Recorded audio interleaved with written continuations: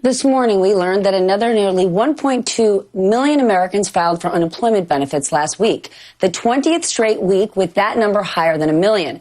This as lawmakers have yet to reach an agreement about how they will support more than the 30 million Americans out of work and sort out the thousands of small businesses shutting for good. Without that boost in unemployment, a new survey from Morning Consult finds that more than 5 million Americans will be unable to cover their basic expenses by the end of the month. Joining me now, CEO of Canary, a Colorado-based drilling company, Dan Eberhart. He is a supporter of President Trump. Dan, good to see you. When talking about the Paycheck Protection Program, you said that if President Trump doesn't speed things up, the United States is going to have an economy the size of the Cayman Islands. Since you said that, we've seen tens of thousands of small businesses continue to close permanently, with more on the way. Has that changed? Well, what's changed is I think we found our footing a little bit, but it's definitely bad. The unemployment numbers continue to be, atrocious at all-time highs. Every week these numbers are getting a little bit better, but we're still in a very, very bad spot. What I think has happened, though, is I think the economy has found its footing. The PPP plan was a little bit slow out of the gate, but it's worked. We're slowly bleeding air out of the unemployment balloon, and Congress is at least extremely slowly, but will likely get to a deal on this latest round of stimulus and unemployment benefits. So I think we're seeing leadership by the White House, and we are slowly emerging from this, even if it's going to be unequal and not the V-shaped recovery that really everyone wants. Where do you see this leadership coming? Because you've said in the past that PPP has created a false floor and that true unemployment is higher than that. No, I did say that. And I think now, in retrospect, I think that the PPP program was a bridge to keeping jobs and has allowed us to hold our footing and to emerge out of this. I think the problem now, and what's not being talked about by a lot of the media, is this $600 addition to the regular unemployment benefit is helpful for a lot of folks and certainly needed in a lot of cases, but is also hurting small business and keeping small business from being able to hire people to keep pushing the economy forward. I think we've got to decide. Can you help me understand what small businesses are desperately trying to rehire employees and they can't? Because when I look at my downtown, my restaurants, my bars, my gym, my dance studio, my barber shop, they're not trying to hire. They're close to shutting down permanently.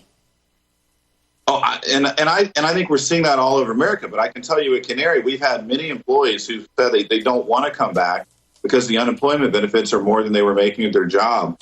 And it's just it's a tragic situation, and we need to help everyone. But also, companies need to be able to hire people. And when you can get paid more to stay at home, it's the wrong incentive, and it's a disincentive for some folks to come back into the workforce. And I think it's really holding back many small businesses and many medium-sized businesses from staffing back up and being able to, get back at it and try to grow their business. So what specifically out of this administration, what leadership moves are you seeing that you believe are helping the economy? Well, first of all, I think the PPP plan has been, absolutely a savior to a lot of companies and has helped. We'd have even more small businesses not in business right now if it wasn't for that program. I also think the administration is showing leadership with the Main Street Lending Program. They've relaxed those standards to try to bring in more companies and help more companies have capital to grow their businesses.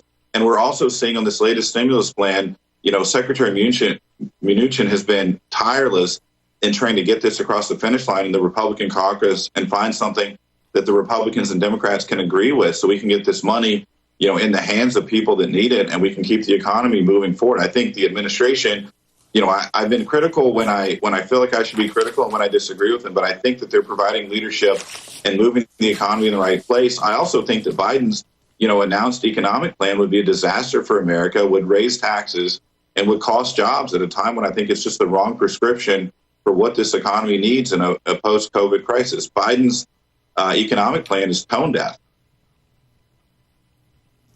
Tone deaf. Walk me through how this isn't tone deaf then. Right now, Republicans aren't agreeing with Republicans. Mitch McConnell said he's got 15 to 20 members that are worried about debt and deficit. If you're worried about debt and deficit, how on earth does a payroll tax cut serve this country?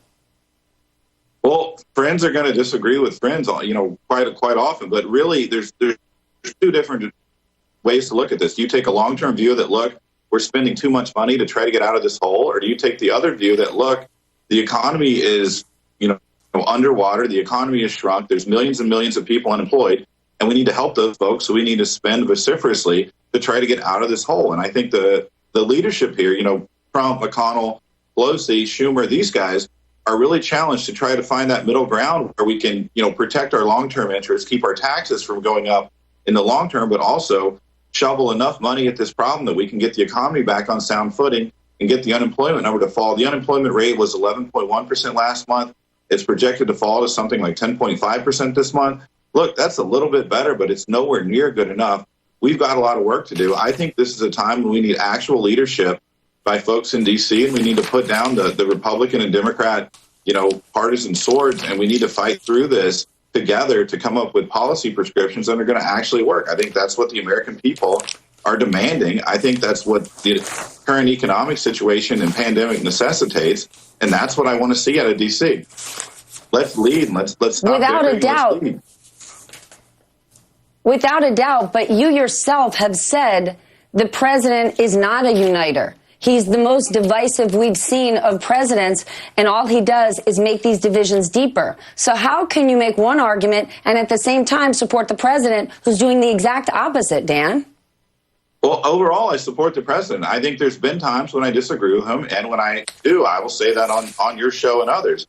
But I think he has found his footing on bringing the economy back, and I think he's doing an excellent job in a very difficult situation and leading right now overall. I also think as more and more parts of Biden's economic plan and economic agenda have come out, I think it's just the wrong prescription for America. It's not what we need to lead us out of this post-COVID crisis. A lot of what Biden is prescribing could have been written or might have been written in June of 2019 and just pulled off the shelf. It doesn't make sense to raise taxes on American consumers right now.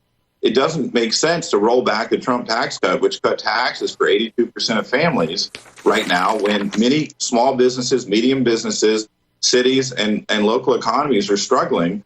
We've got to put people back to work. We've got to spend money to do that. And we've got to figure out how we're going to bring this country forward. We don't have time for focusing on things like the Green New Deal or jobs programs or raising taxes on corporations right now. Those are the wrong prescriptions.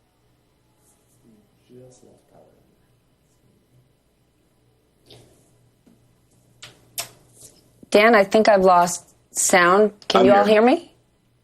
I'm here. Dan, I can't hear you. I think we're going to have to go to commercial. I may have lost power where I am. We're going to take a quick commercial.